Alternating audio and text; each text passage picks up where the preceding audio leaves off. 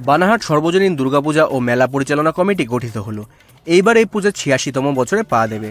পূজা কমিটির পক্ষ থেকে জানানো হয়েছে, দেশের বিভিন্ন রাজ্যে বাঙালিদের প্রতি হওয়া বৈষম্যমূলক আচরণ এবং বাংলা ভাষীদের ওপর চালানো নির্যাতনকে পূজায় থিম হিসাবে তুলে ধরা হবে।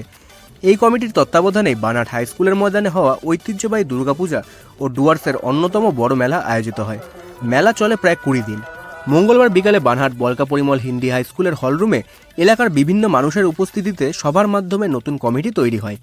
নতুন কমিটির উপদেষ্টা কুট্টি নন্দী, সম্পাদক নয়ন দত্ত, সহ সম্পাদক মানস দত্ত, সভাপতি নারুগোপাল ভদ্র এবং কোষাধ্যক্ষ অজয় পালকে নির্বাচন করা হয়। আগামীতে বৈঠক ডেকে পূর্ণাঙ্গ কমিটি গঠন করে পূজা ও মেলা পরিচালনার দায়িত্ব বন্টন করা হবে।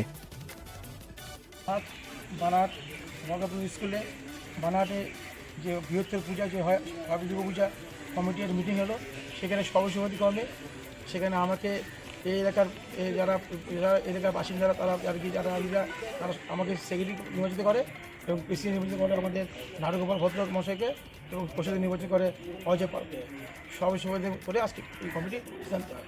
আমি এর জন্য এখানকে এবার ধন্যবাদ জানাচ্ছি। আজকে কতজনের কমিটি ঠিক করা হলো? মোটামুটি আজকে যেহেতু অনেকে কমে মানে সংখ্যা কম আসছে, তা ভালো সংখ্যা লোক এসেছে। কতজনের কমিটির কমিটি পদাধিকারী কে কে হলো?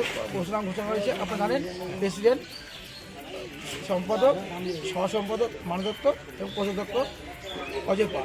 আমরা পরবর্তী 10 দিন বা 12 দিনের মধ্যে আমরা বসে পূর্ণ কমিটি করব। আপনারা খুঁটি পূজা কবে করবেন? খুঁটি পূজা আমরা আজকে মিটিং করলাম, আমরা 7 দিনের মধ্যে ডিসিশন নেব। এবং আমাদের একটা জানেন, আমাদের একটা বৈশিষ্ট্য এই পূজা আমরা আপনারা জানেন এই পূজা একটা বৈশিষ্ট্য হলো এখানে বিভিন্ন ভাষাভাষী আজকে দেখতে পাচ্ছেন। আজকে মিটিংয়ে সমস্ত সম্পদ লোক আছে। এটা একটা বড় জিনিস যে মিনি ডুয়ার্স বলে, বানানকে বলে, এখানে সমস্ত ভাষী নিয়ে পূজা হয়। এটা একটা মানে সব থেকে একটা আনন্দ উৎসব জিনিস আজকে তা দেখতে পাচ্ছেন, তার সবাই তাই উপস্থিত আছে। নিশ্চয়ই এবার আমরা ভাবনা চিন্তা করছি, যে আজকে কেবল মিটিং হয়েছে, তো আমরা ভাবনা চিন্তা আছে আমাদের আর কি। এই বাঙালি তারাও ঠিক আছে, এই বাংলা ভাষাটা নিয়ে যে একটা ডিবেট চলছে, আমরা চাইব যে আগামীতে আমরা এই পূজার মাধ্যমে সেই ব্যাপারটাকে সামনে নিয়ে আসতে। আচ্ছা, আমরা এর আগে দেখছি যে এখানে যে মেলাটা হয় এটা দীর্ঘদিন ধরে চলে, লক্ষ্মী পূজার পর পর্যন্ত চলে। একটা লম্বা মেলা, জমজমাট মেলা এবং একটা বিগ বাজেট পূজা। এবারও কি একই রকমভাবে আমরা মেলা দেখব?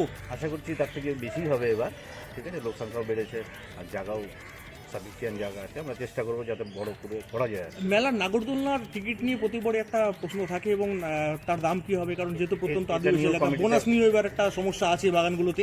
তো এক্ষেত্রে আপনারা কি সিদ্ধান্ত নেবেন, কত টাকার মধ্যে রাখবেন টিকিটের দাম? আমরা এটা নিয়ে আগামীতে সিদ্ধান্ত নিব। এটা পূর্ণাঙ্গ কমিটি হয়ে গেলে সবারই একটাই চিন্তাভাবনা যে বাগানগুলোর পজিশন ভালো না, যেহেতু বাগানের অবস্থা ভালো না, সেই জন্য আমরা চিন্তাভাবনা করছি যাতে খুব কমের মধ্যে, মানে কম অ্যামাউন্টে টিকিটটা হলে পরে সবাই যাতে এনজয় করতে পারে, এই ব্যাপারটা আমাদের মাথায় আছে।